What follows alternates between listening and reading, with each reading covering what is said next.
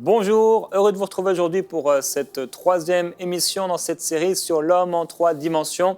Je crois que vous êtes édifiés cette semaine, je l'espère en tout cas, par les enseignements que je peux vous apporter, par la présence de Dieu surtout, et l'Esprit de Dieu qui vient au-delà de mes mots même, au-delà de ce qu'on peut prier, toucher nos cœurs. Hier, on a partagé sur l'esprit, la nature de notre esprit, le fonctionnement de notre esprit, et aujourd'hui, on va continuer donc à parler de notre esprit, notre nature spirituelle, et on va parler plus précisément de notre conscience. On a vu hier que notre esprit ne fonctionne pas comme notre tête. Notre tête, elle réfléchit, elle raisonne, elle est en apprentissage constamment. On a été à l'école et à l'école, on ne nous a jamais appris normalement à écouter notre esprit, à écouter notre conscience, notre intuition, savoir comment Dieu nous parle dans notre cœur, à moins qu'on était peut-être dans une école chrétienne. Et encore, même là, souvent, on s'est adressé qu'à notre tête. C'est pourquoi certains ont une énorme tête, mais un tout petit cœur. Et je prie qu'on ait un très grand cœur et que Dieu, les gens, ne soient pas trop à l'étroit dans nos cœurs, que nos cœurs ne soient pas trop petits pour contenir tous les gens que Dieu aimerait qu'on puisse contenir par notre cœur, par notre amour, dans nos vies personnelles, et que notre cœur soit large pour pouvoir aimer les gens et bien sûr aimer Dieu premièrement. Et je crois qu'en aimant Dieu, on aimera les gens également. Alors oui, parfois on a une grosse tête parce que on a passé des années à l'école, on a passé des années à réfléchir et à calculer, à raisonner. Certains d'entre vous, vous êtes des bons calculateurs, vous, pas que dans le terme calculateur d'une mauvaise façon, mais vous aimez bien calculer, vous aimez calculer. Et voilà, vous réfléchissez, vous faites vos comptes, etc. Vous raisonnez, vous êtes une personne intelligente, peut-être même brillante dans la société. Mais ça ne suffit pas. Vous pouvez être aujourd'hui un banquier. Je sais d'ailleurs, et je veux vous saluer, vous tous qui êtes ministres, non pas de l'Évangile, mais ministres dans votre pays, tous ceux qui sont dans la politique, des gens peut-être qui ont un travail séculier excellent, qui est entre guillemets souvent bien vu dans la société ou influent. Bien que le Seigneur vous bénisse. Je sais que beaucoup de ministres nous suivent de différents pays du monde, donc, mais aussi des hommes et des femmes politiques simplement, ou des hommes et des femmes d'affaires. Que le Seigneur vous bénisse. Mais j'aimerais vous le dire avec vraiment beaucoup d'humilité simplement, en tant que serviteur de Dieu, tout simplement, mais que votre grande tête ne suffira jamais à pouvoir diriger votre pays, à pouvoir diriger votre nation, diriger votre ville. Si vous êtes maire, par exemple, ou si vous êtes chef d'entreprise, eh bien, votre tête même et vos bagages, votre expérience, bien qu'elle soit forcément utile et importante, votre expérience, bien sûr, n'est pas à mettre de côté, mais Dieu vous parlera dans votre nature spirituelle. D'ailleurs, ça me rappelle un témoignage qu'on m'avait donné dans cette formation, que je vous partage un peu en survol, d'un homme qui était dans les affaires aux États-Unis. Pendant une grande crise économique, lui, il réussissait pendant que tout le monde échouait. On lui a posé la question, mais comment ça se fait que tu réussisses financièrement, que ton entreprise aille bien et que tu t'enrichisses au niveau de ton entreprise alors que les autres ferment? Et il dit, c'est simple. Quand je suis devant une proposition, quand on me propose quelque chose ou que je vois une opportunité, je vais dans ma chambre de prière, je prie, je demande à Dieu de m'éclairer et j'écoute ma nature spirituelle. Et j'écoute mon esprit. Et des fois, ça a l'air très très bien, mais il y a un feu rouge dans mon cœur. Alors je ne signe pas. Et des fois, ça a l'air pas bon du tout, mais je sens un feu vert, une approbation. Alors je signe. Oh, le témoignage intérieur, frères et sœurs. C'est tellement important, c'est tellement puissant de fonctionner dans notre nature spirituelle. Vous l'avez déjà fait, mais on est appelé à le faire encore. Et donc, quel que soit votre métier, votre niveau d'influence dans la vie, que vous soyez un parent, vous avez un enfant à la maison, ou une maman, vous avez un enfant à la maison, un professeur d'école, peu importe, on a tous besoin, alors que nous sommes enfants de Dieu, de marcher avec notre nature spirituelle et de comprendre comment ça fonctionne. Alors demain, on parlera de cette intuition qui est comme un radar. Vous savez, il y a les tours opérateurs dans les aéroports. Et les radars, ils peuvent percevoir des choses. Et notre nature spirituelle, parfois, perçoit des choses comme ça qui viennent de l'extérieur. Mais il y a aussi notre conscience. Notre conscience, c'est comme une boussole que Dieu nous a donnée. C'est une fonction de notre esprit. Vous vous souvenez, on a donné les 5 sens, fonctions de notre corps. On a parlé des fonctions de notre âme, donc avec l'intelligence, les émotions, l'imagination, la sensibilité, les sentiments, etc. Mais il y a aussi des sens de notre esprit. Et parmi ces sens ou ces fonctions, j'aime appeler ça les fonctions, la conscience. La conscience, c'est donc cette fonction que Dieu nous a donnée comme une boussole. J'ai 2 témoignages aujourd'hui par rapport à une parole que j'avais partagée dernièrement. Une émission dont le titre était « Le processus pour devenir un chef-d'œuvre », dans laquelle j'avais reçu, je me souviens bien, une parole d'une personne ou de plusieurs personnes qui devaient se débarrasser d'un objet qu'ils avaient à la maison, un coussin. Et je voyais surtout les 4 coins en fait, de coussin qui étaient comme avec des fils. Et je disais à cette personne qu'il y avait quelque chose d'occulte en fait et qu'elle devait se débarrasser de cela. Donc on a eu 2 témoignages ici, j'en ai peut-être reçu plus que cela. Donc en écoutant votre émission dans laquelle vous demandiez à ce qu'on se débarrasse des objets occultes qu'on pourrait avoir dans nos maisons et en particulier d'un coussin avec au bout des ficelles ayant des nœuds, gloire soit rendue à Dieu pour cette révélation car ma fille et moi avions reçu un cadeau d'un vendeur à la sauvette, un bracelet avec des ficelles et des nœuds. Ma fille était convaincue que cela était mauvais, mais par courtoisie, j'avais accepté ce bracelet. Grâce à votre recommandation, nous avons jeté cet objet et nous prions pour cet homme qui nous l'a offert afin que le Saint-Esprit œuvre dans sa vie. Amen et gloire à Dieu. Une autre personne, pendant la prière, le pasteur Jérémie a dit qu'une personne a des coussins à la maison avec 4 nœuds de chaque côté et qu'il fallait s'en débarrasser. C'est vrai qu'il y a quelques jours, j'étais allongé sur mon lit et j'ai demandé au Saint-Esprit de montrer ce que je devais enlever chez moi dans ma chambre. La réponse est arrivée aujourd'hui, 4 coussins avec 4 nœuds sur mon lit. Alors c'est précis, c'est particulier ici, des témoignages assez particuliers et certainement quand on reçoit une telle parole, ça peut s'adresser à plusieurs personnes et gloire à Dieu parce que là encore, Dieu nous parle. Et vous voyez, cette jeune fille, bien qu'elle soit une jeune fille, peut-être une enfant, elle sentait dans son cœur que quelque chose n'allait pas avec cet objet. Et ça, c'est ce que Dieu nous a donné. On parlera de l'intuition. Mais aussi cette boussole, alors cette conscience que Dieu nous a donnée, on va étudier un peu ça. Le mot conscience en grec, c'est suneidesis. Bon, c'est pas que je suis professeur de grec, absolument pas. Je connais simplement quelques mots. Et c'est composé de 2 mots, donc sun qui veut dire avec et oida. Vous savez, oida, c'est ce mot dont on a parlé, c'est cette connaissance révélée. Donc avec cette connaissance révélée. Ce mot conscience, c'est donc quelque chose qui va, une connaissance qui va être révélée dans notre cœur.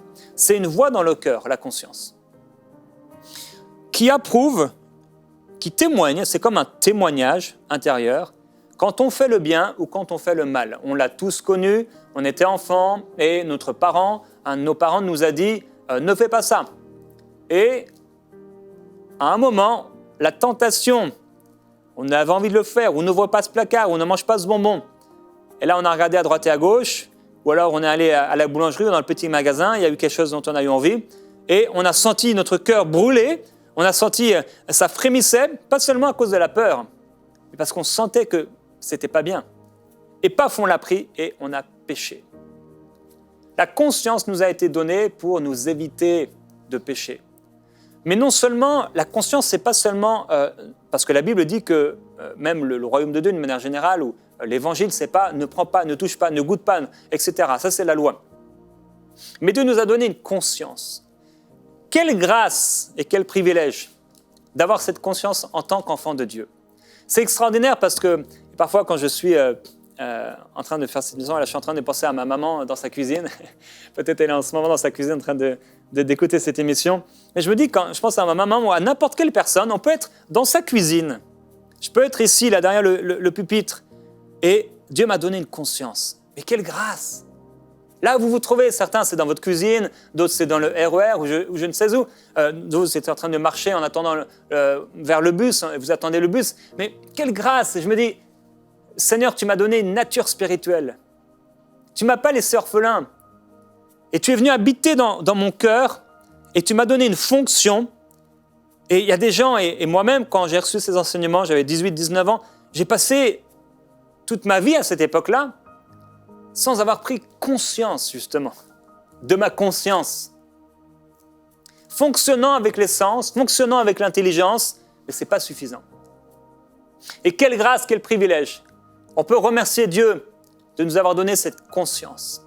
Cette connaissance révélée, c'est comme cette voix dans notre cœur qui nous dit non, c'est pas bon pour toi. Mais donc c'est plus que ne vole pas, ne commets pas l'adultère, ne triche pas. Cette conscience, c'est plus que ça. Cette conscience, elle va nous montrer quand nous sommes au bon endroit, quand on est en train de faire la bonne chose, cette conscience. Je me souviens un jour, une personne avait commencé une église locale et la façon dont elle avait quitté son église, j'étais pas trop en accord. Et bon, parfois, les choses malheureusement ne se font pas telles que le Seigneur l'aurait voulu. Mais elle était appelée par Dieu, cette personne. Et alors, j'ai été visiter son église. Je me souviens, quand je suis entré, j'ai tout de suite ressenti, pas avec des émotions, mais dans ma conscience, que l'œuvre qui était en train d'être accomplie était profondément divine. C'était Dieu. Ça, c'est la conscience. Quelqu'un dit, comment je peux savoir si c'est l'église, quelle église Dieu veut pour moi? Eh bien, visitez-en plusieurs.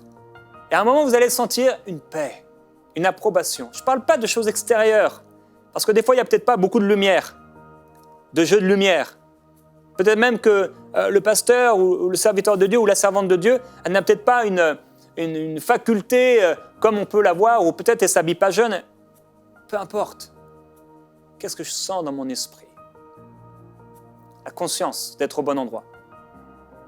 Je prie, Seigneur, voilà, j'ai plusieurs propositions de travail, et bien, gloire à Dieu pour ça.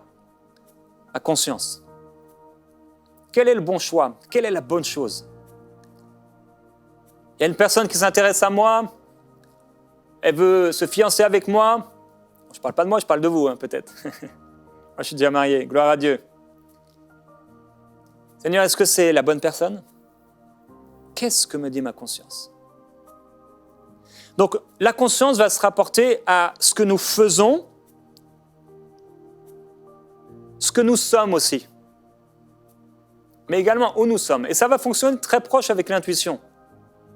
Parce que l'intuition, on va voir que ça va se rapporter à des personnes qui viennent de l'extérieur, des circonstances extérieures vers nous, mais les deux vont souvent être opérés ensemble. Donc, ce que nous faisons et ce que nous sommes.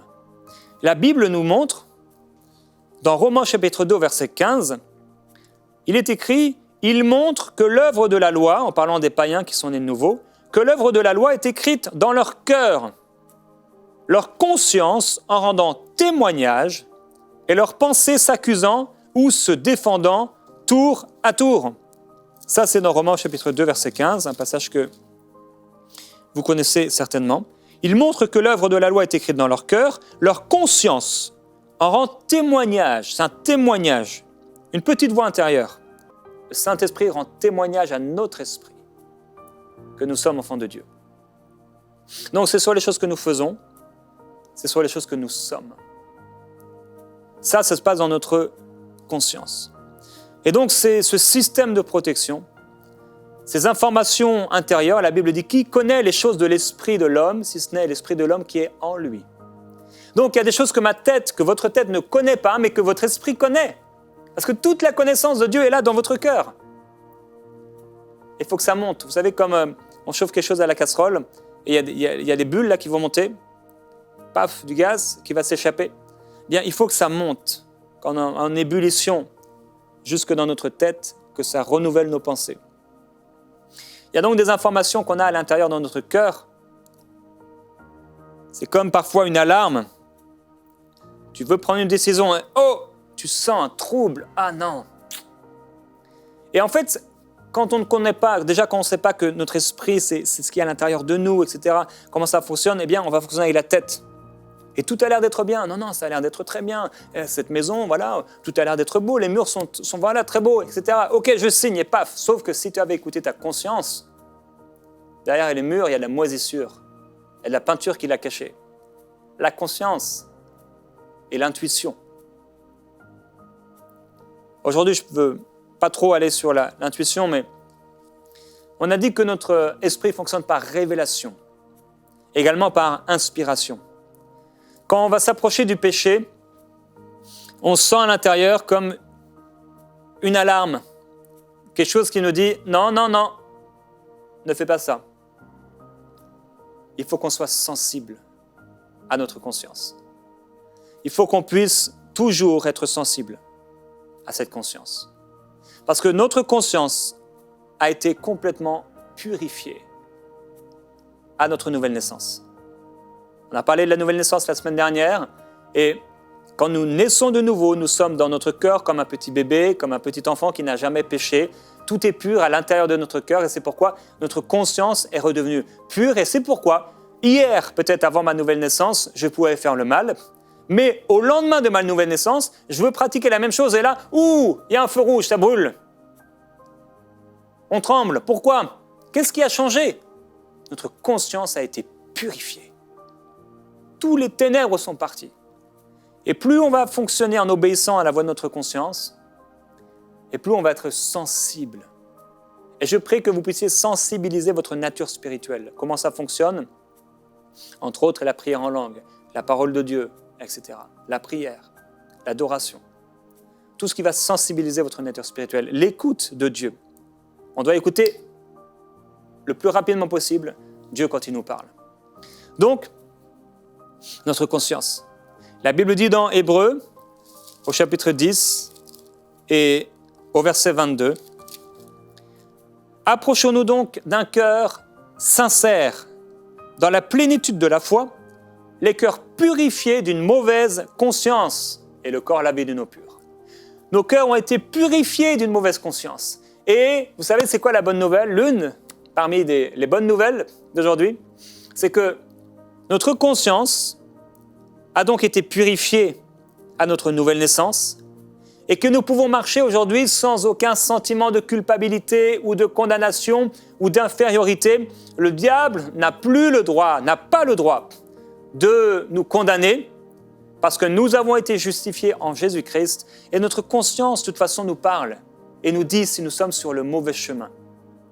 Dieu nous parle. Je n'ai pas besoin de Satan pour savoir si je fais le bien ou si je fais le mal. Je n'ai pas besoin d'aller voir un sorcier, un gourou, un voyant. Non, j'ai la parole de Dieu qui est le témoignage de Christ et qui vient témoigner, cette parole, l'Esprit de Dieu vient témoigner dans mon esprit à travers ma conscience, cette boussole que Dieu me donne. Est-ce que je suis au bon endroit? Est-ce que je fais la bonne chose? Qui je suis en Jésus-Christ? La conscience. Alors la Bible dit que quiconque est né de Dieu ne pratique pas le péché. Et là on peut se poser la question, mais moi j'ai péché, alors est-ce que ça veut dire que je ne suis pas de Dieu? Non. La Bible est en train de nous montrer que personne de sa nature spirituelle qui est enfant de Dieu ne peut pécher par sa nature spirituelle, parce que tout est devenu parfait. Votre conscience a été complètement purifiée. Tout est saint dans votre nature spirituelle si vous lui appartenez. Si vous vous êtes gardé pur de tout acte de sorcellerie, de tout occultisme, tout est parfait. Vous avez été scellés du Saint-Esprit. Et je peux vous assurer qu'il y a des coffres forts qui ont été durs à percer dans ce monde. Il y a des clés. La clé ou le code qui permet au pays de pouvoir appuyer sur ce fameux bouton rouge qui amènerait une guerre nucléaire, c'est difficile à décrypter. C'est difficile à déceler.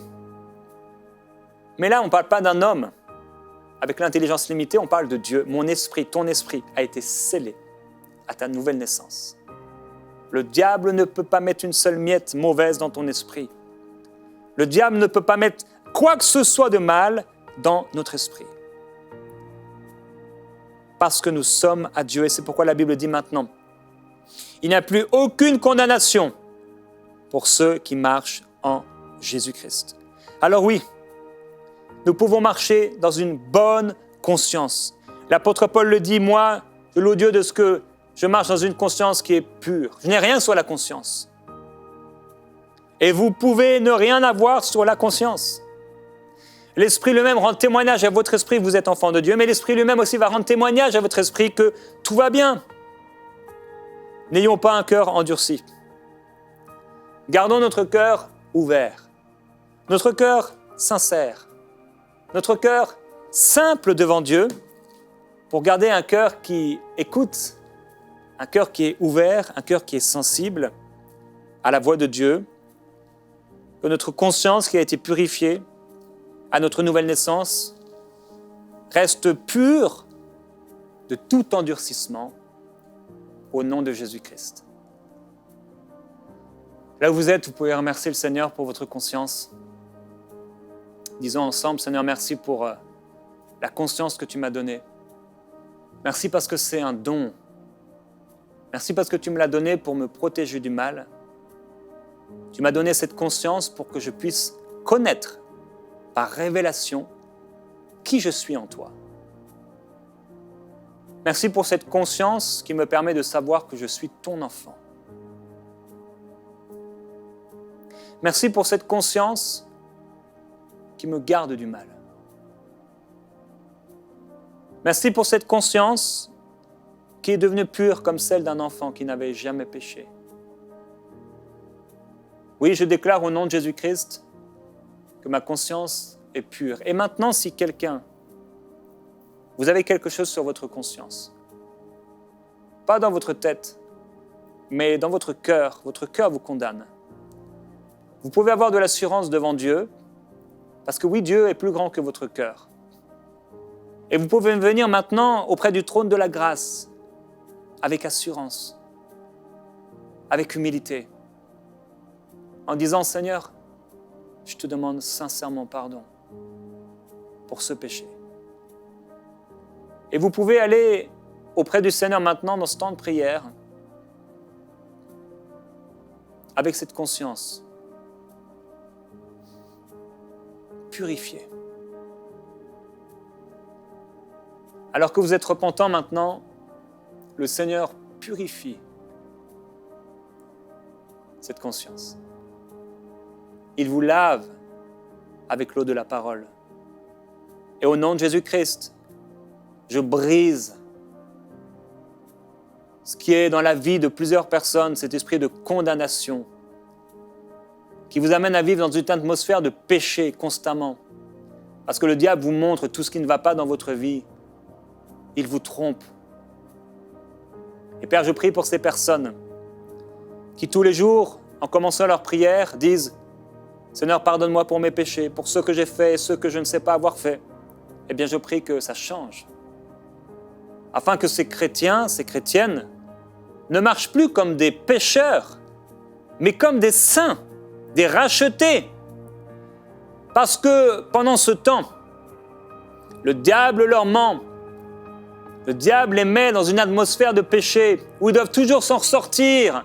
Ils doivent toujours se laver et sortir du lac sale, de la boue sale. Ensuite s'habiller et là, au bout d'un moment peut-être, commencer à te voir, à te louer. Alors que je prie, Père, qu'ils puissent, pendant qu'ils te louent et t'adorent, s'il y a quelque chose sur leur conscience, simplement, enlever la serviette sale, le linge sale, le mouchoir sale, et continuer à te glorifier, à te regarder. Oui, Père, je prie qu'il en soit ainsi. Je prie pour mes frères et mes sœurs, plusieurs d'entre vous. Vous vivez dans cet esprit de condamnation et de culpabilité. C'est très très fort chez vous et ça vous revient jour après jour et vous êtes trompé par l'ennemi. Le diable vous a trompé. Dans votre désir de plaire à Dieu même, certains c'est venu à cause de ça, vous avez voulu plaire à Dieu et c'est une bonne chose, mais toutes nos œuvres bonnes sont, comme la Bible le montre, une serviette hygiénique, un vêtement sale, mais en fait quand on regarde littéralement c'est une serviette hygiénique, souillée. Nos bonnes œuvres devant Dieu, quand ce sont les œuvres humaines, pas celles que Dieu nous appelle à faire bien sûr. Donc, devant Dieu, de toute façon, on ne peut pas s'approcher de lui en tant que pécheur. On doit s'approcher de lui en tant que saint, ses enfants. Nous avons été rachetés, nous avons été purifiés à notre nouvelle naissance. Il nous aime, il n'y a plus de condamnation pour nous. Mais certains, vous vivez sous cette condamnation, cette culpabilité sans cesse, vous êtes coupable et vous marchez le dos recroquevillé comme ça, comme si vous étiez un moins que rien. Et constamment, c'est impossible pour vous d'entrer dans une communion avec Dieu qui est plus forte. Parce que ça vous revient et ça vous revient. Que cela soit brisé au nom de Jésus-Christ dans votre vie. Et que tout esprit de tromperie et que tout esprit d'erreur sorte de votre vie maintenant. Au nom de Jésus-Christ. Esprit d'erreur, esprit d'oppression spirituelle, tu sors au nom de Jésus. Dégage de la vie de cette personne. Que la gloire de Jésus-Christ vienne sur vous maintenant et vous libère complètement de toute oppression, de tout mensonge satanique afin que vous puissiez marcher d'une façon libre au nom de Jésus-Christ, sans condamnation, sans culpabilité, qu'un vêtement nouveau vous soit donné maintenant, que les vêtements sales soient ôtés, qu'un turban soit mis sur votre tête au nom de Jésus-Christ, que l'Éternel te réprime, Satan, lui qui a porté son choix sur Jérusalem. Gloire à Dieu. Seigneur, merci. Oui, n'est-ce pas là un tison arraché du feu? Tu nous as arrachés du feu. Tu nous as arrachés de la mort. Tu nous as arrachés du péché. Tu nous as arrachés des ténèbres. Le diable sait. Tu nous as transportés de son royaume, du royaume des ténèbres, à ton royaume, le royaume de la lumière. Et nous sommes maintenant saints. Oh, glorieux Jésus-Christ. Nous sommes comme les anges de Dieu, saints devant toi. Et c'est pourquoi nous voulons marcher, Seigneur, dans cette sainteté. Non seulement cette sainteté spirituelle, mais dans notre vie terrestre, dans le naturel, faire ce qui est bien. Alors au nom de Jésus-Christ, frères et sœurs, prenez des décisions aujourd'hui. Certains d'entre vous, il y a des choses qui ne vont pas. Ce n'est pas le diable là qui est en train de vous montrer, parce qu'il peut vous montrer des choses qui sont fausses, des choses qui sont vraies, mais il y a des choses qui sont vraies. Alors fermez la porte à Satan, ne donnez pas accès au diable et prenez la décision d'arrêter telle et telle chose, le vol, le mensonge, etc. Il y a des choses que vous devez prendre, des décisions, au-delà même des choses que j'ai citées. Vous parlez mal à votre épouse, une mauvaise attitude. Vous êtes comme un mercenaire. Vous ne prenez pas soin des vôtres, de ceux que Dieu vous a donnés. Vous parlez mal à ceux qui sont sous votre responsabilité au travail. Que cela soit changé au nom de Jésus-Christ. Vous parlez mal aux gens, vous parlez mal aux serveurs, aux serviteurs, comme si c'était des gens de rien parce que vous avez plus d'argent. Non, vous devez profondément changer et vous repentir. Alors prenez des décisions pour marcher dans cette sanctification et cette sainteté que produit la vérité. Au nom de Jésus-Christ. On se retrouve demain, frères et sœurs. Je vous bénis, je vous aime. À demain dans Prière Inspirée.